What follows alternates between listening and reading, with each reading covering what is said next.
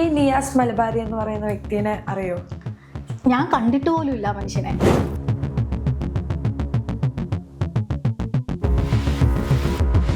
എനിക്കിപ്പം കുറ്റബോധമുണ്ട്. ഒരു ടെൻഷൻ ഉണ്ടായിരുന്നത് ഞാൻ കാരണം എൻ്റെ മകൾക്കോ എൻ്റെ ഹസ്ബൻഡിനോ ബുദ്ധിമുട്ടുണ്ടാകും എന്നുള്ളതാണ്. ഇപ്പൊ വേണമെങ്കിൽ എനിക്കോ അവർക്കെതിരെ മാനനഷ്ടത്തിന് പോവാം, പക്ഷെ നമ്മൾ ആർക്കൊക്കെ എതിരെ പോകും? ഞാൻ കോഴിക്കോട് ഫോക്കസ് മാളിൽ ഇരുന്ന് മെഹന്തി ഇടുന്ന സമയത്താണ് എന്നെ അറസ്റ്റ് ചെയ്തു എന്ന് പറഞ്ഞിട്ടുള്ള ന്യൂസും ഞാൻ കീഴടങ്ങി എന്ന് പറഞ്ഞിട്ടുള്ള ന്യൂസും ഒക്കെ.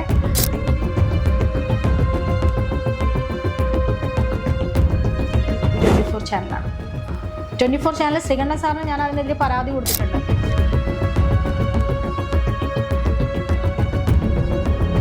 ഒട്ടും പരിചയമില്ലാത്ത ഒരാളാണ് ശ്രീമതി ശ്രീനാദേവി കുഞ്ഞമ്മ. നിയാസ് മലബാറി ഒരു പോസ്റ്റ്, വലിയൊരു പോസ്റ്റ് തന്നെ ഇട്ടിട്ടുണ്ട്. അദ്ദേഹം പരാതി കൊടുത്തിട്ടുണ്ടെന്നാണ് ഞാൻ മനസ്സിലാക്കുന്നത്. ഒരു വ്യാജ ID കാർഡ് ചമച്ചതുമായിട്ട് ബന്ധപ്പെട്ടിട്ടുള്ള ഒരു ആരോപണം. എന്താണ് അതിനെ കുറിച്ച് പറയാനുള്ളത്? പരാതി കൊടുത്തിട്ടുണ്ട്. അങ്ങനെ ഒരു പരാതി എനിക്കെതിരെ കൊടുത്തിട്ടുണ്ട്. ഈ നിയാസ് മലബാരി എന്ന് പറയുന്ന വ്യക്തി നിരന്തരം എന്നെക്കുറിച്ച് കഥകൾ എഴുതിക്കൊണ്ടാണ് ഒരു സീരീസ് ആയിട്ട്. ആ കഥകൾക്ക് ഞാനൊരു അവാർഡ് അവന് കൊടുക്കണം, ഞാൻ കൊടുക്കും. അപ്പം പിന്നെ അതേപോലെ വേറൊരു കാര്യം കൂടി പറയുന്നുണ്ട്. അതായത് ഷഹനാസും പ്രിയ എന്ന് പറയുന്ന വ്യക്തി രണ്ടല്ല ഒന്നാണെന്ന്. അപ്പൊ ശരിക്കും പറഞ്ഞാല് ആരാണ് ഈ പ്രിയ സിജീഷ്? ഞാൻ കല്യാണം കഴിച്ചിരിക്കുന്നത് ഒരു നായർ കമ്മ്യൂണിറ്റിയിലുള്ള ഒരാളെയാണ്. സിജീഷ് എന്നാണ് എൻ്റെ ഹസ്ബൻഡിൻ്റെ പേര്. എൻ്റെ അമ്മായിയമ്മ അടക്കം എന്നെ വിളിക്കുന്ന പേരാണ് പ്രിയ എന്നുള്ളത്. ഞാൻ ഷഹനാസ് ആണ് എന്ന വ്യക്തമായ രേഖകളോടുകൂടി ഇവിടെ ജീവിക്കുന്ന ഒരാളാണ് ഞാൻ. അല്ലെങ്കിൽ അവർ കൊടുത്ത കേസിൽ എന്നെ അവർ അറസ്റ്റ് ചെയ്യേണ്ടത് വ്യാജ ID ഉണ്ട് എന്ന് പറഞ്ഞിട്ട്. പിന്നെ അവർ പറഞ്ഞത് ഞാൻ ഗുരുവായൂരപ്പൻ കോളേജിൽ IAS നേടിയെന്ന് പറഞ്ഞിട്ട് IAS നേടിയെന്ന് പറഞ്ഞിട്ട് കള്ളം. ഞാൻ അങ്ങനെ കള്ളം പറഞ്ഞ ഒരാളെ അവർ കൊണ്ടുവരണം. അല്ലെങ്കിൽ ആ കോളേജ് ഇപ്പോഴും ഇവിടെ ഉള്ള കോളേജല്ലേ, ആ കോഴിക്കോട് സ്ഥിതി ചെയ്യുന്ന ആ കോളേജിലെ മാനേജ്മെന്റിനോട് ഇവർ ചോദിക്കണം ഞാൻ എവിടെയാണ് IAS നേടിയെന്ന് പറഞ്ഞാൽ. അല്ലെങ്കിൽ ഈ IAS നേടുക എന്നൊക്കെ പറയുന്നത്, കള്ളം പറയുക എന്ന് പറയുന്നത്, അതും നമ്മുടെയൊക്കെ നാട്ടിൽ നിന്നിട്ട് കള്ളം പറയുക എന്ന് പറയുന്നത് അവനെപ്പോലെയുള്ള പൊട്ടന്മാർക്കും അത് വിശ്വസിക്കുന്ന ആളുകൾക്കും മാത്രമാണ് ചെയ്യാൻ പറ്റുക. ഞാൻ 2 വർഷം കോഴിക്കോട് ഫറൂഖ് കോളേജിൽ പ്രിലിമിനറി സിവിൽ സർവീസിൻ്റെ കോച്ചിങ് ചെയ്ത ആളാണ്. അതിൻ്റെ ഭാഗമായിട്ട് കോളേജ് നടന്ന മോട്ടിവേഷൻ പ്രോഗ്രാം ആയിരുന്നു അത്. അതിനൊക്കെ എതിരെ ഇയാൾ കേസ് കൊടുത്തിട്ടുണ്ട്. കഥയുണ്ടാക്കിയതിൻ്റെ പേരിൽ അവർ അന്വേഷണം നടത്തട്ടെ. ആ അന്വേഷണം നടത്തിയ റിപ്പോർട്ടൊക്കെ അവർ അയച്ചിട്ടുണ്ടെന്ന് തോന്നുന്നു. ഞാൻ എന്തായാലും ഒരാളെയും പറ്റിച്ചിട്ടല്ല ജീവിക്കുന്നത്, ഞാൻ അധ്വാനിച്ചിട്ടാണ് ജീവിക്കുന്നത്. പിന്നെ ഇവർ പറയുന്ന വ്യാജ ID ഇതൊക്കെ വെറും എന്താ പറയുക, അവർക്ക് കഥകൾ. ഇതൊക്കെ എപ്പോഴാണ് ഉണ്ടായത് അത് നിങ്ങൾ മനസ്സിലാക്കണം. ഞാനിവിടെ ജീവിക്കുന്ന കോഴിക്കോട് ജില്ലയിൽ ജനിച്ച് കോഴിക്കോട് ജില്ലയിൽ തന്നെ ജോലി ചെയ്ത് ഇവിടെ ജീവിക്കുന്ന ഒരാളാണ്. എന്തുകൊണ്ടാണ് രാഹുൽ മാങ്കൂട്ടത്തിൻ്റെ വിഷയത്തെക്കുറിച്ച് പ്രതികരിച്ചപ്പോൾ ഈ കഥകൾ ഉണ്ടായത്? അപ്പം സ്ത്രീകൾ പ്രതികരിച്ചു കഴിയുമ്പോൾ അവരെ അങ്ങ് ഇല്ലായ്മ ചെയ്യാൻ കഥകൾ ഉണ്ടാക്കുക എന്നുള്ളതാണ്. അപ്പം രാഹുൽ മാങ്കൂട്ടത്തിനെതിരെ ആര് പറഞ്ഞാലും അവരെക്കുറിച്ച് മോശമായി എഴുതുന്ന ആളാണ് നിയാസ് മലബാരി എന്ന് പറയുന്ന വ്യക്തി. അവരൊരു അതിജീവിതയുടെ ഫോട്ടോ ഷെയർ ചെയ്തു സോഷ്യൽ മീഡിയയിൽ. അതുകൊണ്ട് ഇപ്പം എയർപോർട്ടിലടക്കം ലുക്കൗട്ട് നോട്ടീസുള്ള ഒരാളാണ് നിയാസ് മലബാരി. നിയാസ് മലബാരിൻ്റെ Facebook ID Kerala police block ചെയ്തിട്ടുണ്ട്. അതിപ്പം ഇവിടെ കിട്ടുന്ന ID അല്ല. അദ്ദേഹത്തിന് വിദേശത്ത് മാത്രമേ ചിലപ്പോൾ അത് കിട്ടുള്ളൂ.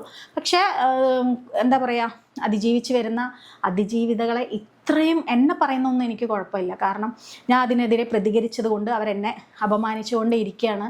ഞാനൊരു MLA-ക്കെതിരെയാണ് പറഞ്ഞത്. അദ്ദേഹത്തിൻ്റെ അനുയായികൾ ഇഷ്ടം പോലെ ആളുകൾ ഉണ്ടാവും. അവരെങ്ങനെ പ്രതികരിക്കുമെന്നൊക്കെ അറിഞ്ഞിട്ട് തന്നെയാണ് നമ്മൾ ഇതിനെതിരെ പ്രതികരിക്കുന്നത്. അല്ലാതെ ഞാനിത് പറയുമ്പോഴേക്കും ഈ സമൂഹം എന്നെ നെഞ്ചിലേറ്റുമെന്ന് വിചാരിച്ചിട്ടൊന്നുമല്ല ഞാൻ പ്രതികരിക്കുന്നത്. ഇതിൻ്റെ മുന്നേയും എനിക്ക് ഒരുപാട് അനുഭവങ്ങൾ ഉണ്ടായിട്ടുണ്ട് പ്രതികരിച്ചതിൻ്റെ പേരിൽ. അപ്പം അതെൻ്റെ വിഷയമല്ല. പക്ഷേ അതിജീവിച്ച് വരുന്ന സ്ത്രീകളുണ്ട്, പേര് പുറത്ത് പറയാതെ മുന്നോട്ട് വന്ന് പരാതിപ്പെട്ട ആ സ്ത്രീകൾക്ക് ധൈര്യം കൊടുക്കേണ്ടത് നമ്മൾ സമൂഹമാണ്. കാരണം അവരുടെ വീട്ടിലും ഉണ്ട് പെൺകുട്ടികൾ, ഭാര്യമാർ, അമ്മ, ഇവരൊക്കെ ഉണ്ട്. ഇവരൊക്കെ പുറത്ത് ഏതെങ്കിലും രീതിയിൽ ചൂഷണം ചെയ്യപ്പെടുന്ന സമയത്ത് ഒരു ആത്മാർത്ഥതയോട് കൂടിയിട്ടെങ്കിലും നിൽക്കാൻ പറ്റുമെങ്കിൽ നമ്മൾ പീഡിപ്പിക്കപ്പെടുന്ന സ്ത്രീകളെ സഹായിച്ചിട്ടില്ലെങ്കിലും ഉപദ്രവിക്കില്ല എന്നുള്ളൊരു തീരുമാനം എടുക്കണമെന്ന് ഞാൻ എൻ്റെ മനസ്സുകൊണ്ട് എടുക്കാറുണ്ട്. ഒട്ടുമിക്ക ആണുങ്ങളും ചെയ്യുന്നത് ഞാൻ കണ്ടിട്ടുണ്ട്, ഞങ്ങൾക്കും പെൺകുട്ടികളുള്ളതാന്ന് പറഞ്ഞിട്ട്. പക്ഷെ അതിനപ്പുറം രാഷ്ട്രീയത്തിന്റെ ഒരു നിഴല് വീഴുമ്പോൾ അവർക്ക് കണ്ണൊന്നും ഇല്ലാതെ ആവുകയാണെന്ന് തോന്നുന്നു എനിക്ക്. ഇപ്പോൾ സ്ത്രീകൾക്ക് വേണ്ടി നിലകൊള്ളുന്ന ഒരു വ്യക്തി എന്നുള്ള നിലയിൽ മുസ്ലിം ലീഗ് നമ്മുടെ കോൺഗ്രസിന്റെ ഘടകകക്ഷി തന്നെയാണ്. ഇപ്പോൾ മുസ്ലിം ലീഗിൽ ഇപ്പോൾ അടുത്ത് നൂർബിന റിഷീദ് തൈലയ്ക്കെതിരെ സീറ്റ് കൊടുത്തതുമായിട്ട് ബന്ധപ്പെട്ടിട്ട് ഒരു ഇഷ്യൂ വന്നിട്ടുണ്ടായിരുന്നു. അതിനെങ്ങനെയാണ് കാണുന്നത്?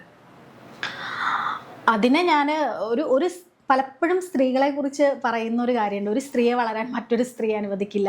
ഒരു പഴഞ്ചൊല്ല് തന്നെ ഉണ്ട്, ഞാനിവിടെ പറയുന്നില്ല. പക്ഷേ ഒരാൾക്ക് അവസരം ലഭിക്കുമ്പോൾ അവരെ കൂടെ നിന്ന് സപ്പോർട്ട് ചെയ്യുക എന്നുള്ളതാണ് നമ്മൾ ചെയ്യേണ്ടത്. അവർക്ക് നിയമസഭയിലേക്ക് മുസ്ലിം ലീഗ് എന്ന് പറയുന്ന പ്രസ്ഥാനത്തിനകത്ത് അവർ കഴിഞ്ഞ പ്രാവശ്യം മത്സരിച്ചൊരു വ്യക്തിയാണ്.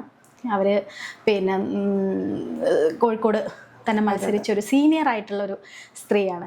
അവർ രാഷ്ട്രീയത്തിൽ നിൽക്കുമ്പോൾ തീർച്ചയായിട്ടും അവർ ഇത്രയും കാലം അവരുടെ പരിചയ സമ്പത്ത് കൊണ്ട് നമ്മളൊക്കെ ഇപ്പോൾ സ്ട്രഗിൾ ചെയ്യുന്നതിൻ്റെ 100 മടങ്ങ് അവർ ചിലപ്പം അവരുടെ കാലത്ത് സ്ട്രഗിൾ ചെയ്തിട്ടുണ്ടാവും. അവർക്ക് അനുഭവ സമ്പത്ത് ഉണ്ടാവുമെന്ന് ഉറച്ച വിശ്വാസമുണ്ട് എനിക്ക്. പക്ഷേ തഹലിയെ പോലെ പുതിയ ഒരു ജനറേഷനിൽ ഒരു കുട്ടി മത്സരിക്കാൻ വരുന്നു, സ്ഥാനാർത്ഥിയാകുന്നു എന്ന് പറയുമ്പോൾ ആ സമയത്ത് അവരെ ബുദ്ധിമുട്ടിക്കുക എന്നുള്ളത് ചെയ്തത് ശരിയായില്ല എന്ന് വിശ്വസിക്കുന്ന ഒരാളാണ് ഞാൻ. പാർട്ടിക്കകത്ത് അങ്ങനെ പ്രശ്നങ്ങൾ ഉണ്ടാകാം, അങ്ങനെ പുറത്ത് വന്ന് പ്രതികരിക്കേണ്ട ഒരു വിഷയമായിട്ട് ഇതിനെ എനിക്ക് തോന്നിയിട്ടില്ല. അവർ സപ്പോർട്ട് ചെയ്യേണ്ടതായിരുന്നു. കാരണം ഒരു സ്ത്രീ എന്ന രീതിയിൽ ഒരു സ്ത്രീക്ക് എങ്ങനെയാണ് മുന്നോട്ട് വരാൻ പറ്റുക എന്നുള്ളത് പൂർണ്ണമായിട്ട് അറിയുന്ന അനുഭവ സമ്പത്തുള്ള ഒരു സ്ത്രീയായിരുന്നു അവർ. അതുകൊണ്ട് അതിലെനിക്ക് വിയോജിപ്പുണ്ട്. തഹലിയയുടെ ഇലക്ഷനോടനുബന്ധിച്ച് അവർക്കൊപ്പം നിൽക്കേണ്ടിയിരുന്നു എന്ന് തോന്നിയിട്ടുണ്ട്. ഇപ്പോൾ സ്ത്രീകൾ കൂടുതൽ ഈ പൊതുരംഗത്തേക്ക് വരണമെന്ന് ആഗ്രഹിക്കുന്ന ഒരു പാർട്ടിയാണെന്ന്, അതേപോലെ തന്നെ കോൺഗ്രസ് ജയിക്കുകയാണെങ്കിൽ ഒരു വനിതാ മുഖ്യമന്ത്രി വരും എന്നുള്ള രീതിയിലുള്ള ഒരു ബൈറ്റ് രാഹുൽ ഗാന്ധി നൽകിയിട്ടുണ്ടായിരുന്നു. അപ്പോൾ LDF സംബന്ധിച്ചിടത്തോളം LDF ചൂണ്ടിക്കാണിക്കാൻ KK ശൈലജയെ പോലെയുള്ള വ്യക്തികൾ, ഇപ്പോൾ മുന്നേ ആണെങ്കിൽ നമുക്ക് ഗൗരിയമ്മയെ പോലെയുള്ള വ്യക്തികളുണ്ട്. അപ്പോൾ കോൺഗ്രസിനെ സംബന്ധിച്ചിടത്തോളം അതൊരു പ്രായോഗികമായിട്ടുള്ളൊരു കാര്യമാണോ? കമ്മ്യൂണിസ്റ്റ് പാർട്ടിയെ സംബന്ധിച്ചിടത്തോളം അത് പ്രായോഗികമായിട്ടുണ്ടോ ഇത്രയും കാലം? ഗൗരിയമ്മ എന്നൊക്കെ പറയുന്ന ലീഡർ ഒരുപാട് വർഷങ്ങളായിട്ടുള്ള പരിചയ സമ്പത്തുള്ള ഒരു ഏറ്റവും വലിയ സീനിയർ മോസ്റ്റ് ആയിട്ടുള്ള ഒരു വനിതാ നേതാവ് ഇവിടെ മുഖ്യമന്ത്രിയായി കൊണ്ടുവരുന്നവരെ പറഞ്ഞിട്ടും അവർ മുഖ്യമന്ത്രിയായിട്ടൊന്നുമില്ല.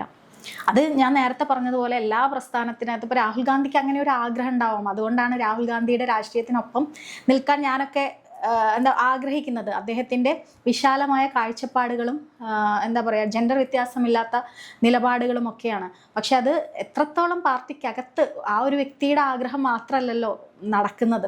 രാഷ്ട്രീയ ഇപ്പം ഇവിടെ മുഖ്യമന്ത്രി ചർച്ചയെക്കുറിച്ചുള്ള പ്രശ്നങ്ങൾ ഒരുപാട് കോൺഗ്രസിനകത്ത് നടക്കുന്നുണ്ട്. രാഹുൽ ഗാന്ധി അടക്കമുള്ള ഹൈക്കമാൻഡ് അടക്കമുള്ള ഇടങ്ങളിൽ അങ്ങനെ ഒരു ചർച്ച നടത്തി ഇതുവരെ വോട്ട് ചെയ്ത ആളുകളെ പോലും വെറുപ്പിക്കരുതെന്ന് ആഗ്രഹിക്കുന്ന ആളുകളാണ്. അപ്പോൾ അതുപോലെ തന്നെ അദ്ദേഹത്തിൻ്റെ കാഴ്ചപ്പാടുകൾ മനോഹരമാണ്. അദ്ദേഹം എന്താ പറയുക, സ്നേഹം കൊണ്ട് മനുഷ്യരെ കീഴടക്കണമെന്ന് രാഷ്ട്രീയ പ്രവർത്തനത്തിലൂടെ കാണിച്ചു തന്ന ഒരു മനുഷ്യനാണ്. ഇവിടെ മുഴുവൻ ഇന്ത്യ മുഴുവൻ നടന്നു തീർത്ത ഒരു മനുഷ്യനാണ്. അത് സ്നേഹം കൊണ്ടാണ് അദ്ദേഹം നടന്നു തീർത്തത്. പക്ഷെ അത് എത്രത്തോളം പ്രായോഗികമല്ല എന്ന് അദ്ദേഹത്തിന് തന്നെ അറിയാമെന്നാണ് ഞാൻ വിചാരിക്കുന്നത്. ഇപ്പോൾ VD സതീശൻ, അതുപോലെ KC വേണുഗോപാൽ, രമേശ് ചെന്നിത്തല, ഈ 3 പേരാണ് നമ്മൾ അടുത്ത UDF ജയിക്കുകയാണെങ്കിൽ അടുത്ത മുഖ്യമന്ത്രി ആയിട്ട് നമ്മൾ കേൾക്കുന്ന പേരുകൾ. ഇതിൽ ആര് മുഖ്യമന്ത്രി ആകണമെന്നാണ്? അങ്ങനെയല്ല, കോൺഗ്രസ് എന്ന് പറയുന്ന പ്രസ്ഥാനത്തിനകത്ത് KC വേണുഗോപാൽ എന്ന് പറയുന്ന വ്യക്തിക്ക് വലിയൊരു സ്ഥാനമുണ്ട്. അദ്ദേഹം ചെയ്യുന്ന പ്രവർത്തനങ്ങൾ എന്താ പറയുക, കേരളത്തിൽ മാത്രം ഒതുങ്ങുന്നതല്ല. രാഹുൽ ഗാന്ധിക്കൊപ്പം നിന്നിട്ട്, നിങ്ങൾക്കറിയാം രാഹുൽ ഗാന്ധിയുടെയും KC വേണുഗോപാൽ എന്ന് പറയുന്ന വ്യക്തിയുടെയും വയസ്സെന്ന് പറയാം വ്യത്യാസമുണ്ട്.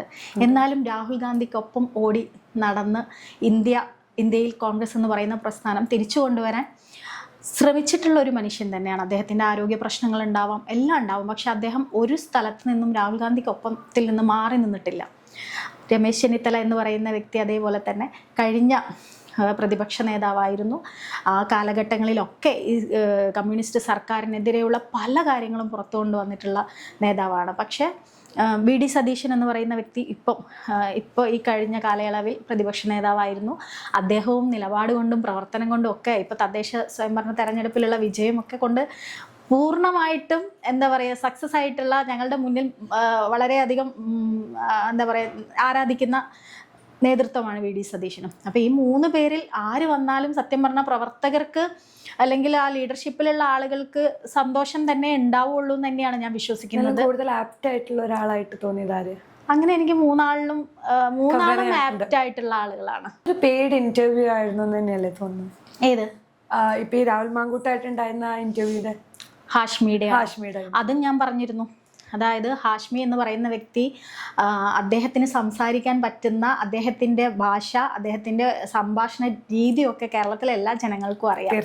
അപ്പം അങ്ങനെയുള്ള ഒരു വ്യക്തി വാക്കുകളില്ലാതെ നിൽക്കുന്ന രാഹുൽ മാങ്കൂട്ടത്തിൻ്റെ മുന്നിൽ, അത് രാഹുൽ മാങ്കൂട്ടത്തിൻ്റെ കേസിനെ കുറിച്ച് ഒന്നുമല്ല പറയുന്നത്, അതിൽ കുറച്ച് എൻ്റെ പേര് വേറൊരു അദ്ദേഹത്തിനെതിരെ പ്രതികരിച്ച മുഖം ആയിട്ട് വന്ന് പ്രതികരിച്ച, അല്ലാതെ അതിജീവിതമാരല്ല, അദ്ദേഹത്തിനെതിരെ മുഖവുമായിട്ട് വന്ന് പ്രതികരിച്ച സ്ത്രീകളെ ഒരു PR വർക്കിലൂടെ ഇല്ലായ്മ ചെയ്യാനുള്ളതിൻ്റെ ഏറ്റവും തുടക്കം കുറിച്ച ഇൻ്റർവ്യൂ അതാണെന്ന് ഞാൻ പറയും. കാരണം ഞാനടക്കമുള്ള സ്ത്രീകളെ കോൺഗ്രസിനകത്ത് തന്നെ പറഞ്ഞ മറ്റ് പെൺകുട്ടികളെയും അതുപോലെ തന്നെ ഉപദ്രവിച്ചിട്ടുണ്ട്. മൊത്തത്തിൽ എല്ലാ രാഷ്ട്രീയ പാർട്ടികളിലും ഇതുപോലെ സ്ത്രീകൾക്കെതിരെ പ്രവർത്തിച്ചാൽ സ്ത്രീകളെ അസഭ്യം പറഞ്ഞിട്ടുള്ള രീതിയിലുള്ള നേതാക്കന്മാരുണ്ട്. അപ്പോൾ ശരിക്കും പറഞ്ഞാൽ ഇവരൊക്കെ പുറത്താക്കേണ്ട ടൈം കഴിഞ്ഞില്ലേ? പിന്നെ എങ്ങനെയാണ് സ്ത്രീ ശബ്ദമായി മാറണം തോന്നിയത്? അതാണ് ഞാൻ പറഞ്ഞത്. നമ്മളിപ്പോൾ പുറത്തു നിന്ന് എല്ലാ മനുഷ്യരുടെയും ജീവിതം നോക്കി കാണുമ്പം അത് വളരെ ഭംഗിയുള്ളതായിരിക്കും. ഇനി അവർക്ക് എന്തെങ്കിലും പ്രശ്നം ഉണ്ടെങ്കിൽ അത് അവരുടെ പ്രശ്നമല്ലേ, നമ്മളെ അത് ബാധിക്കുന്നില്ലല്ലോ എന്ന് നമുക്ക് ചിന്തിക്കാൻ പറ്റുകയൊക്കെ ചെയ്യുന്നത് നമുക്കത് പുറമേ നിന്ന് നോക്കി കാണുമ്പോഴാണ്. എന്നെ സംബന്ധിച്ച് ഞാനൊരു എഴുത്തുകാരനെതിരെ പരാതിപ്പെട്ട ഒരു സാഹചര്യം ഉണ്ടായിരുന്നു 2021. ഇപ്പോഴും അതിൻ്റെ കേസ് നിലനിൽക്കുന്നുണ്ട്. ആ സമയത്ത് എനിക്ക് ഉണ്ടായ അനുഭവം, അതായത് ഒരു സ്ത്രീ വന്ന് പരാതിയായിട്ട് പറഞ്ഞാൽ, പ്രതികരിച്ചാൽ, ഞാൻ അനുഭവിക്കുന്ന ബുദ്ധിമുട്ടുകൾ പറഞ്ഞാൽ ഈ സമൂഹവും നമ്മുടെ സഹപ്രവർത്തകരും അതല്ലെങ്കിൽ സാഹിത്യ മേഖലയിൽ തന്നെയുള്ള ആളുകളുമൊക്കെ എങ്ങനെ പ്രതികരിക്കുമെന്ന് എനിക്കറിയാം എന്നുള്ളത് കൊണ്ട് തന്നെയാണ് പലപ്പോഴും സ്ത്രീകൾക്കൊപ്പം തന്നെ നിൽക്കുന്നത്. പക്ഷേ എനിക്കെതിരെ പറഞ്ഞതിൽ ഒരുപാട് സ്ത്രീകളും ഉണ്ട്. ഇപ്പം എനിക്കൊട്ടും പരിചയമില്ലാത്ത ഒരാളാണ് ശ്രീമതി ശ്രീനാദേവി കുഞ്ഞമ്മ. അവരെ എനിക്കൊട്ടും പരിചയമില്ല. അവർക്ക് എന്നോട് ദേഷ്യം ഉണ്ടാവേണ്ട കാര്യമില്ല. ഇപ്പോൾ ഒരു നിയാസ് മലബാരി എന്ന് പറയുന്ന ഒരാൾ എഴുതിയിട്ടതിൻ്റെ ബാക്കി തുടർച്ചയായിട്ട് അവരെനിക്കെതിരെ പോയത്, അവർ രാഹുൽ മാങ്കൂട്ടത്തിനെ സപ്പോർട്ട് ചെയ്യുന്ന ഒരാളാണ്. അവർ അതിജീവിതകളെ കുറിച്ച് പോലും അവർ പലയിടങ്ങളിലും അതിജീവിതകൾക്ക് വിഷമമുണ്ടാകുന്ന രീതിയിൽ സംസാരിച്ചിട്ടുണ്ട്. അപ്പോൾ അങ്ങനെയുള്ള ഒരു ശ്രീനാദേവി എന്ന് പറയുന്ന ഒരു വ്യക്തി, എൻ്റെ പാർട്ടിയിൽ തന്നെയുള്ള കൗൺസിലറായിട്ട് വർക്ക് ചെയ്യുന്ന ഒരാൾ എന്നെക്കുറിച്ച് എൻ്റെ ഫോട്ടോ വെച്ച് ഫേസ്ബുക്ക് പോസ്റ്റ് ഇടുമ്പോൾ അത് സ്ത്രീയാണ്. പക്ഷെ നമുക്കതിലൊന്നും എന്താ പറയുക, സ്ത്രീകൾ ഏറ്റവും കൂടുതൽ രാഹുൽ മാങ്കൂട്ടം എന്ന് പറയുന്ന വ്യക്തിയെ സപ്പോർട്ട് ചെയ്യുന്ന സ്ത്രീകളാണ്. എന്നെക്കുറിച്ച് ഏറ്റവും മോശമായ ഫോട്ടോസും എൻ്റെ ഫോട്ടോ പ്രകാരം ഞാൻ ധരിക്കുന്ന വസ്ത്രത്തിൽ ഞാൻ എല്ലാ ഇടങ്ങളിലും സോഷ്യൽ മീഡിയയിലും വരുന്ന ആളാണ്. പക്ഷെ എൻ്റെ വസ്ത്രം പോലും ഏറ്റവും മോശം വൾഗറാക്കി സോഷ്യൽ മീഡിയയിൽ ഷെയർ ചെയ്തതിൽ സ്ത്രീകളും ഉണ്ട്. അപ്പോൾ എപ്പോഴും സ്ത്രീകൾക്കൊപ്പം നിൽക്കുന്നു എന്ന്, സ്ത്രീകൾക്ക് വേണ്ടി ഇതാക്കുന്നു എന്ന് പറയുമ്പോഴും അപ്പോഴും ഞാൻ വിചാരിക്കും, ഞാൻ സ്ത്രീകൾക്കെതിരെ പോസ്റ്റ് ഇടാറില്ല. സത്യത്തിൽ എന്നെ അപമാനിക്കുന്ന സ്ത്രീകൾക്കെതിരെ പോസ്റ്റ് ഇടാറില്ല. പക്ഷേ ശ്രീനാദേവി കുഞ്ഞമ്മ എന്ന് പറയുന്ന വ്യക്തിക്കെതിരെ ഞാൻ പോസ്റ്റ് ഇട്ടിട്ടുണ്ട്. അവർ ചെയ്ത കുറച്ച് കാര്യങ്ങളെക്കുറിച്ച് പരാമർശിച്ച് ഞാൻ എഴുതിയിട്ടത് ഒരു ബന്ധവും ഇല്ലാതിരുന്നിട്ടും പിന്നെ ഒരു പീഡകനെതിരെ സംസാരിച്ചതുകൊണ്ട് നമ്മളെ വ്യക്തിഹത്യ ചെയ്യുന്നു എന്നുള്ളത് കൊണ്ട് തന്നെയാണ് അവർക്കെതിരെയും ഞാൻ പോസ്റ്റ് എഴുതിയിട്ടിട്ടുണ്ടായിരുന്നത്. ഇപ്പം എഴുത്തുകാരനായിട്ടുള്ള VR സുധീഷ് ഒരു മാനനഷ്ട കേസ് കൊടുത്തിട്ടുണ്ടായിരുന്നു. അറസ്റ്റ് ചെയ്തിരുന്നോ? ഇല്ല. അത് അന്ന് ജാമ്യം ലഭിച്ചില്ല എന്നൊക്കെ പറഞ്ഞിട്ടൊരു വാർത്ത കണ്ടു. അതാണ് ഞാൻ പറയുന്നത്. ഞാൻ പലപ്പോഴും വിചാരിച്ചിരുന്നത് ഈ സാധാരണ യൂട്യൂബ് ചാനലുകളിൽ വരുന്നതാണ് കള്ളങ്ങൾ എന്നാണ്. പക്ഷേ എന്നെ നെട്ടിച്ചു കളഞ്ഞത് ഷഹനാസ് കോടതിയിൽ കീഴടങ്ങി ഷഹനാസിന് അറസ്റ്റ് വാറണ്ട് പറഞ്ഞ് കള്ള ന്യൂസ് കൊടുത്തത് 24 ചാനലാണ്. 24 ചാനൽ ശ്രീകണ്ഠൻ സാറിന് ഞാൻ അതിനെതിരെ പരാതി കൊടുത്തിട്ടുണ്ട്. അതായത് കള്ളം പറയാണ്, ഫറൂഖ് SHOനെ കോടതിയിൽ നിന്ന് വഴക്ക് പറഞ്ഞു, അല്ലെങ്കിൽ പിന്നെ ഷഹനാസിനെ പിടിച്ച് കൊണ്ടുവരണമെന്ന് പറഞ്ഞു എന്നൊക്കെ രീതിയിൽ കള്ളം ഒരു ചാനൽ പറഞ്ഞത് ഒരു വ്യക്തമായ ധാരണയില്ലാതെയാണ്. ഞാൻ ഈ എല്ലാ SHOകളെയും വിളിച്ച് ഫോൺ റെക്കോർഡ് ചെയ്ത് ഞാൻ ശ്രീകണ്ഠൻ നായർക്ക് അയച്ചു കൊടുത്തിട്ടുണ്ട്. സാറിനോട് ഞാൻ പറഞ്ഞിട്ടുണ്ട്, സാറ് എനിക്ക് തോന്നുന്നു ചിലപ്പം എന്നോടുള്ള ദേഷ്യമായിരിക്കാം. കാരണം 24 ചാനലിൽ ഹാഷ്മി വെളുപ്പിക്കാനാണ് മാങ്കൂട്ടത്തിനെ ഇൻ്റർവ്യൂ നടത്തിയതെന്ന് പറഞ്ഞതിൻ്റെ ഭാഗമായിട്ടായിരിക്കാം അങ്ങനെ ഒരു ന്യൂസ് കൊടുത്തതെന്ന്. ഇത് VR സുധീഷിൻ്റെ വിഷയമെന്ന് പറയുന്നത്, ഞാനാണ് അദ്ദേഹത്തിനെതിരെ ആദ്യം പരാതി നൽകിയത്. ആ പരാതിക്ക് മുകളിൽ അദ്ദേഹത്തെ അറസ്റ്റ് ചെയ്തിരുന്നു, ജാമ്യത്തിൽ വിട്ടു. ആ കേസ് ഇപ്പോഴും ഹൈക്കോടതിയിൽ നിലനിൽക്കുന്നുണ്ട്. അപ്പോൾ ഒരു കൗണ്ടർ കേസ് കൊടുക്കുക എന്നുള്ള രീതിയിൽ അദ്ദേഹം കൊടുത്ത മാനനഷ്ട കേസാണ് നിലനിൽക്കുന്നത്. അദ്ദേഹം എനിക്കെതിരെ കൊടുത്തത് അത് സിവിലായിട്ടും ക്രിമിനലായിട്ടും അദ്ദേഹം എന്താ പറയുക കൊടുത്തിട്ടുണ്ട്. എനിക്ക് സത്യം പറഞ്ഞാൽ എൻ്റെ ജീവിതത്തിൽ ആദ്യമായിട്ടുള്ളൊരു കേസായത്. എനിക്ക് നിയമപരമായിട്ട് അത്ര അറിവുള്ള ഒരാളുമല്ല. അപ്പോൾ എനിക്ക് ഈ സിവിൽ കേസിൻ്റെ ക്രിമിനൽ കേസിൻ്റെ ഒരു സമൻസും എനിക്ക് വന്നില്ല. ഞാൻ ഇവിടെയുള്ള ആളാണ്. കോടതിയിൽ നിന്ന് അത് അയച്ചിട്ടും എൻ്റെ അടുത്തേക്ക് അത് എത്തിയിട്ടില്ല, ഞാൻ ഒപ്പിട്ട് വാങ്ങിയിട്ടില്ല. അപ്പോൾ സ്വാഭാവികമായിട്ടും എല്ലാ കേസിലും ഉണ്ടാവും അത്. അപ്പോൾ കേസ് നമ്മൾ റീകോൾ ചെയ്യാൻ അഡ്വക്കേറ്റിനെ വെച്ചിട്ട് ചെയ്യേണ്ടത്. ഞാൻ കോഴിക്കോട് ഫോക്കസ് മാളിലിരുന്ന് മെഹന്തി ഇടുന്ന സമയത്താണ് എന്നെ അറസ്റ്റ് ചെയ്തു എന്ന് പറഞ്ഞിട്ടുള്ള ന്യൂസും ഞാൻ കീഴടങ്ങി എന്ന് പറഞ്ഞിട്ടുള്ള ന്യൂസും ഒക്കെ ചാനലിൽ വരുന്നത്. സത്യത്തിൽ നടന്നിട്ടില്ല. അങ്ങനെ അറസ്റ്റ് ചെയ്യേണ്ട ഒരു ആവശ്യമില്ല ഈ വിഷയത്തിൽ. എൻ്റെ കേസ് ഓൾറെഡി കോടതിയിൽ നിലനിൽക്കുന്നുണ്ട്. അത് നിയമപരിജ്ഞാനമുള്ള എല്ലാ ആളുകൾക്കും മനസ്സിലാകും. ഞാൻ തന്നെ സത്യത്തിൽ നെട്ടിപ്പോയി അറസ്റ്റ് ചെയ്തു എന്ന് പറഞ്ഞിട്ട് ഒരു ന്യൂസ് കണ്ടപ്പോൾ അത് എത്രത്തോളം ഈ വാർത്തയിൽ സത്യമുണ്ടെന്ന് നോക്കാതെ, ഒരു സ്ത്രീ കൂടിയാണല്ലോ ഞാൻ. നമ്മൾ സ്ത്രീകൾക്ക് വലിയ ബഹുമാനമൊക്കെ കൊടുക്കുന്ന 24 ചാനൽ എന്ന് പറയുമ്പോൾ സിനിമയിലെ അതിജീവിതക്കൊക്കെ ഒരുപാട് സപ്പോർട്ട് കൊടുത്തിട്ടുള്ള ആളാണ് ശ്രീകണ്ഠൻ നായർ അടക്കമുള്ള ആളുകൾ. പക്ഷെ അവർ അത് ചെയ്തത് തെറ്റായിരുന്നു എന്ന് എനിക്ക് തോന്നിയിട്ടുണ്ട്. ഞാനൊരു പരാതിയും കൊടുത്തിട്ടുണ്ട്. അതാണ് ആഷ്മിയുടെ കാര്യം പറഞ്ഞപ്പോഴേ, ആഷ്മിനെ അതിജീവിതയ്ക്ക് വേണ്ടിയിട്ട് മറ്റേ ചർച്ചയ്ക്ക് വരുന്ന സമയത്ത് പറയുന്ന ഡയലോഗ് കേൾക്കുന്ന സമയത്ത് നമുക്ക് ഉണ്ടാകുന്ന ഇതുണ്ടല്ലോ, ഒറ്റയടിക്ക് ആ ഒരു ഇന്റർവ്യൂല് മാറി. പക്ഷെ ഇപ്പോഴും ആ കേസ് ഉണ്ടോ? കേസ് നടക്കുന്നുണ്ട്, ഓൾറെഡി കേസ് നടക്കുന്നുണ്ട്. അത് സേളോ, അതിൽ ഇന്നെ അറസ്റ്റ് ചെയ്യില്ല, എന്നെ പിന്നെ എന്താ പറയുക, ഞാൻ കീഴടങ്ങേണ്ട ആവശ്യമൊന്നുമില്ല, വക്കീലിനെ നമ്മൾ വിട്ടാൽ മതി. അതില് എനിക്ക് അറിയില്ലായിരുന്നു ഇങ്ങനെ ഒരു സമൻസ് വന്നില്ല. ഇയാൾ സിവിലും ക്രിമിനലും കൊടുത്ത് പറഞ്ഞില്ല.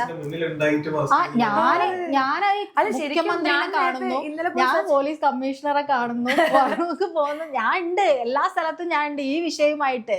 പക്ഷെ ഞാൻ അതല്ല മനസ്സിലാക്കുന്നത്, ഈ അറസ്റ്റ് ചെയ്യാതെ അല്ലെ കീഴടങ്ങാതെ ഇവർക്ക് എങ്ങനെ ഈ ഒരു ഫേക്ക് ന്യൂസ് കൊടുക്കാനുള്ള കിട്ടുന്നത്? അതാണ്. ഇപ്പൊ വേണമെങ്കിൽ എനിക്കും അവർക്കെതിരെ മാനനഷ്ടത്തിന് പോവാം. പക്ഷെ നമ്മൾ ആർക്കൊക്കെ എതിരെ പോകും? സത്യം. ഈ കേസ് ആയിട്ട് നടക്കുക അറിയുന്നത് ചെറിയ പരിപാടിയൊന്നും അല്ല. വളരെ ബുദ്ധിമുട്ടാണ്. നമ്മൾ ഇതിന്റെ പിന്നാലെ നടക്കുക, പൈസ നഷ്ടം, സമയനഷ്ടം, കോടതി കയറി ഇറങ്ങുക എന്ന് പറയുന്നത് സുഖമുള്ള പരിപാടിയൊന്നുമല്ല. അപ്പൊ അതുകൊണ്ട് ഞാൻ സെലക്ട് ചെയ്ത ആളുകൾക്കെതിരെ മാത്രമേ കേസിന് പോകാറുള്ളൂ. എന്നോട് മുട്ടാൻ പ്രാപ്തരായിട്ടുള്ള ആളുകൾക്കെതിരെ മാത്രം അല്ലാത്തവരെയൊക്കെ ഞാൻ അങ്ങ് വിട്ടുകളയും. കുറേ അധികം സൈബർ ബുള്ളിങ് നേരിടേണ്ടി വന്നിട്ടുണ്ട്. ഈ സൈബർ ബുള്ളിങ് ഒക്കെ ഇപ്പൊ സോഷ്യൽ മീഡിയയുടെ കാലമായതുകൊണ്ട് ഇതൊക്കെ വേറൊരു തമാശയാണ് എന്ന് കരുതുന്ന ഒരു ജനമാണ് ഇവിടെ ഉള്ളത്. ശരിക്കും ഇതൊരു സീരിയസ് ആയിട്ടുള്ള ഒരു ഇഷ്യൂ ആണ്. അതെ അല്ലേ? എങ്ങനെ ഇതിനൊക്കെ അഭിമുഖീകരിക്കാൻ എങ്ങനെ കഴിഞ്ഞു? ഒന്ന്, നമ്മൾ പറയുമ്പോൾ നമ്മൾ ആലോചിക്കണം. നമ്മളൊരു കാര്യം ചെയ്യുമ്പോൾ ആലോചിക്കണമല്ലോ അതിൻ്റെ ഓപ്പോസിറ്റ് എന്ത് സംഭവിക്കും എന്നുള്ളത്. ഇപ്പോൾ ഒരു MLA-ക്കെതിരെ പറയുമ്പോഴായാലും ഇപ്പം രഞ്ജിത്തിനെതിരെ പറയുമ്പോഴായാലും ഒക്കെ നമ്മൾ ആദ്യം ആലോചിക്കണം, പറയുമ്പോൾ നമുക്ക് എന്തെല്ലാം തിരിച്ചു കിട്ടും എന്നുള്ളത്. നമ്മൾ ജീവിതത്തിൽ തെറ്റൊന്നും ചെയ്യുന്നില്ല എന്നുണ്ടെങ്കിൽ ഇവർക്ക് വെറും കഥകൾ ഉണ്ടാക്കാനേ പറ്റും. ആ കഥകൾ അവർ ഉണ്ടാക്കിക്കോട്ടെ. നമ്മളെ ജീവിതം എന്താണ് എന്ന് നമ്മളാണ് പറയേണ്ടത്, നമ്മളാണ് ജീവിച്ച് കാണിച്ചു കൊടുക്കുന്നത്. ബാക്കി നമ്മളെ അറിയാത്ത കുറേ ആളുകൾ നമുക്കെതിരെ കഥകൾ ഉണ്ടാക്കുന്നു. അവർ സോഷ്യൽ മീഡിയയിൽ ഷെയർ ചെയ്താൽ നമുക്കൊന്നും നഷ്ടപ്പെടാനില്ല എന്ന് മനസ്സിലാക്കണം. ഇതിൽ എന്നെ അത്ഭുതപ്പെടുത്തിയത് എൻ്റെ മകളാണ്. എനിക്ക് ഒരു ടെൻഷൻ ഉണ്ടായിരുന്നത് ഞാൻ കാരണം എൻ്റെ മകൾക്കോ എൻ്റെ ഹസ്ബൻഡിനോ ബുദ്ധിമുട്ടുണ്ടാകും എന്നുള്ളതാണ്. കാരണം അവർ സോഷ്യൽ മീഡിയയിലൊന്നും അങ്ങനെ ഇല്ലാത്ത ആളുകളാണ്. മോള് പഠിക്കുന്ന ഒരാളാണ്, MBBS-ന് പഠിക്കുന്ന ഒരു കുട്ടിയാണ്. അവൾ ഒരു നിമിഷം പോലും സങ്കടപ്പെട്ടിട്ടുമില്ല. എന്നോട് ശക്തമായിട്ട് പറയണം എന്ന് പറഞ്ഞു. പിന്നെ എന്നോട് ഇങ്ങനെ പറഞ്ഞു, മമ്മ പ്രതികരിക്കുമ്പോൾ മമ്മയ്ക്ക് അറിയണം ഇവർ തിരിച്ചും പറയുന്നുള്ളത്. അപ്പം അതുകൊണ്ട് എന്തിനാ ടെൻഷൻ അടിക്കുന്നത്? മമ്മ മിണ്ടാതിരുന്നിട്ട് അവരെ ആക്രമിക്കുന്നതല്ലോ, പറഞ്ഞിട്ടല്ലേ, ഞാൻ പറഞ്ഞുകൊണ്ടാണല്ലോ. ഞാൻ പറഞ്ഞുകൊണ്ട് ഞാനത് അനുഭവിക്കണം എന്നുള്ളത്, അല്ലെങ്കിൽ അവർ പറയുന്നത് കേൾക്കണം എന്നുള്ളതും, അവർ പറയുന്ന കഥയിലൊന്നും ഞാനില്ലെങ്കിൽ അതിൽ ഞാനത്ര വില കൊടുക്കേണ്ട ആവശ്യമില്ല എന്നുള്ളതും സത്യമാണ്. കുറേ ആൾക്കാർ എന്നോട് പറഞ്ഞു, ഒരു കോടീൻ്റെ ഒക്കെ PR വർക്ക് ചെയ്താൽ പോലും ഇത്രയും പബ്ലിസിറ്റി കിട്ടില്ലല്ലോ എന്ന് പറഞ്ഞു. സത്യമാണ്. ആ സമയത്ത് ഫുള്ള് ചാനലിൽ നിറഞ്ഞു നിന്നത് എൻ്റെ ഫോട്ടോ ആണ്. അപ്പം അതുകൊണ്ട് അതിലെനിക്ക് വലിയ കുഴപ്പമൊന്നായിട്ട് തോന്നിയിട്ടില്ല. ചില സമയത്ത് നമ്മൾ പറയുന്ന കാര്യങ്ങളിൽ അതിൽ വിട്ടു പോകുന്നുണ്ട് ചില കമന്റ്സ് എന്ന് തോന്നിയിട്ടില്ലേ? ഇഷ്ടം പോലെ. അത് അവരുടെ സംസ്കാരമാണെന്ന് തോന്നിയിട്ട്. അത് പക്ഷേ ഒരു സ്ത്രീ ഓപ്പോസിറ്റ് പ്രതികരിക്കുന്ന സ്ത്രീ ആവുമ്പോൾ തീർച്ചയായിട്ടും പറയുന്നു. പക്ഷേ ഇത് സോഷ്യൽ മീഡിയ ഉള്ള സമയത്ത് മാത്രമൊന്നുമല്ല, പണ്ട് കാലത്തും ഞാൻ കേട്ടിട്ടുണ്ട് പ്രതികരിക്കുന്ന അവളൊരു പോക്ക് കേസാണെന്ന് പറയും. പ്രതികരിക്കുന്ന സ്ത്രീകളെ, കുറച്ച് ശബ്ദം ഉയർത്തി സംസാരിക്കുന്ന സ്ത്രീകളെ, ഏതെങ്കിലും രീതിയിൽ നല്ല വസ്ത്രം ധരിച്ചു പോകുന്ന സ്ത്രീകളെ ഒക്കെ പണ്ട് കാലത്തെ കലുങ്കിൽ ഇരുന്ന് പറഞ്ഞ ആൾക്കാർ ഇപ്പോൾ സോഷ്യൽ മീഡിയയിൽ ഇരുന്ന് പറയുന്നു എന്നുള്ള വ്യത്യാസമേ ഉള്ളൂ എന്ന് തോന്നുന്നു. അത് പുതിയ ജനറേഷനിലുള്ള ആളുകളൊന്നുമല്ല, എൻ്റെയൊക്കെ ഏജുള്ളതും അതിനേക്കാൾ ഏജുള്ളതും ഒക്കെ ആയിട്ടുള്ള ആളുകളാണ് ഇത്തരത്തിൽ സംസാരിക്കുന്നത്. അത് ഈ ഒരു കാലം കഴിഞ്ഞാൽ മാറുമായിരിക്കും, പുതിയ ജനറേഷനിലുള്ള കുട്ടികളിൽ മാറ്റം വരികയായിരിക്കും തോന്നുന്നു. അതുകൊണ്ടാണ് ഫേസ്ബുക്ക് പോലെയുള്ള ഇടങ്ങൾ പുതിയ ജനറേഷൻ അത്ര ഇഷ്ടമല്ലല്ലോ. ഇൻസ്റ്റാഗ്രാമിൽ എനിക്ക് അത്ര അറ്റാക്ക് ഉണ്ടായിട്ടില്ല. അപ്പോൾ എനിക്ക് തോന്നിയിട്ടുള്ളത് അങ്ങനെയാണ്, പുതിയ ജനറേഷനിലുള്ള കുട്ടികളൊക്കെ നല്ല കുട്ടികളാണ്, അവരൊന്നും അങ്ങനെ അത്തരത്തിൽ മോശം, നമ്മൾ പറയും ജനറേഷൻ വളരെ മോശമാണ്, പക്ഷെ എനിക്ക് തോന്നിയിട്ടുള്ളത് പഴയ ആൾക്കാരാണ് ഏറ്റവും മോശമായിട്ടുള്ള ആളുകൾ എന്നാണ് ചെയ്യുന്നത്. എനിക്ക് ഏറ്റവും കൂടുതൽ അറ്റാക്ക് ചെയ്തിട്ടുള്ളത് പ്രവാസികളാണ്. ഇപ്പോൾ പോലീസിനൊരു കേസ് പോലും എടുക്കാൻ പറ്റില്ല, അവർ നാട്ടിലില്ല. നിയാസ് വലമാരി എന്ന് പറയുന്ന ആൾ സൗദിയിലാണുള്ളത്. ഞാൻ സൗദിയിൽ വരെ പോയി പരാതി കൊടുക്കാൻ നിന്നതാണ്, പക്ഷെ ഇപ്പം ലീഗലി ഓൾറെഡി ഇവിടുന്ന് മൂവ് ചെയ്യുന്നുണ്ട്. അപ്പം അങ്ങനെ, പക്ഷെ ഞാൻ ഇനിയും പറഞ്ഞുകൊണ്ടേയിരിക്കും, പ്രതികരിച്ചുകൊണ്ടേയിരിക്കും, അതിലൊന്നും ഒരു മാറ്റവും ഇല്ല. ഇപ്പോൾ ഓരോ പ്രശ്നം കഴിയുമ്പോഴും കുറച്ചുകൂടി ധൈര്യം വരിക ചെയ്യുന്നതല്ലാതെ വേറൊന്നുമില്ല. ഇപ്പോൾ കുടുംബം, കുട്ടികളും ഹസ്ബൻഡൊക്കെ എന്താ ചെയ്യുന്നത്? ഹസ്ബൻഡ് ഡോക്ടറാണ്, ഗൈനക്കോളജിസ്റ്റാണ്, ഗവൺമെൻറ് സർവീസിലാണ്.